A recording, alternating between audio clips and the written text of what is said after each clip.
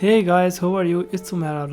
Video शुरू करने से पहले आपको बताना चाहता हूँ कि it's not about me, it's about the change.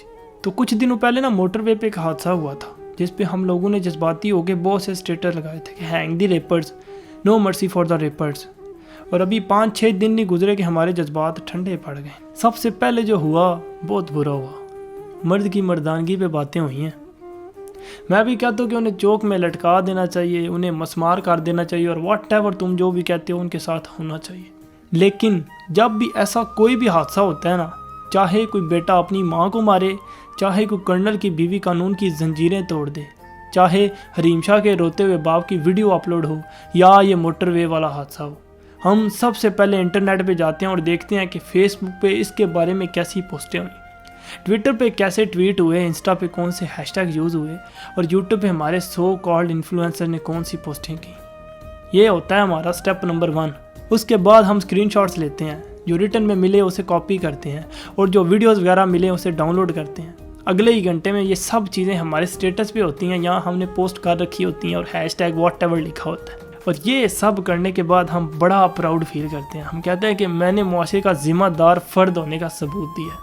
तो मेरी जान, तुमने देखी हैं फिल्में कि ठीक है ऐसे ट्रेंड्स चलाओ और मिनिस्टर्स की नींदें हराम हो जाएंगी, जगह जगह पे घंटियां बजना शुरू हो जाएंगी। लेकिन मेरी जान, ये फिल्म नहीं है, ये असल दुनिया है। इधर ऑलरेडी स्क्रिप्टेड चीज़ें नहीं होती, इधर ज़िंदगी स्क्रिप्ट लिखती है ऑन दी स्पॉट। तो तुमने स्टेटस तो बहुत लगाए क्योंकि तुम उस वक्त जज्बाती थे, लेकिन इन्हीं स्टेटस लगाने वाले लड़कों में वो लड़के भी थे जो रात को पॉर्न देख के सोते हैं और सुबह उठ के अपनी नज़रों और अपनी सोच के साथ कई लड़कियों के साथ ज़ना करते हैं। इन्हीं स्टेटस लगाने वाली लड़कों में वो लड़कियां भी थी जो फ्रेंड्स विद द बेनिफिट्स के हक में होती हैं। सच तो ये है कि जिसे जितना मौका मिलेगा करेगा ज़रूर। हम खुद को मोमिन समझ बैठे हैं ना मेरी जान, ना।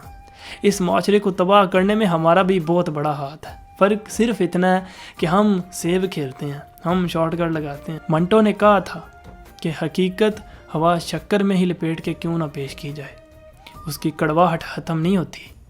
तो मेरी जान, ये तुम्हें लगेगी कड़वी, लेकिन है ये सच। बैठ के सोचो। Stay tuned, stay positive, stay creative and use your common sense. आपका अपना उमर आलम।